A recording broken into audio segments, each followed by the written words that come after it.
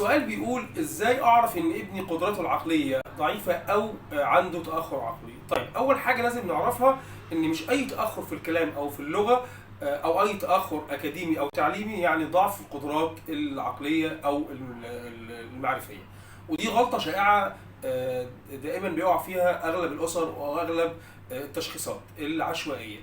وضعف القدرات العقليه او التاخر العقلي يعني ان الطفل عنده تأخر واضح في الفهم والتعلم ومعاه صعوبة في الاعتماد على النفس، والتأخر ده موجود في أكثر من جانب زي اللغة، زي الفهم، زي المهارات الحياتية، زي التفاعل الاجتماعي، زي مهارات رعاية الذات.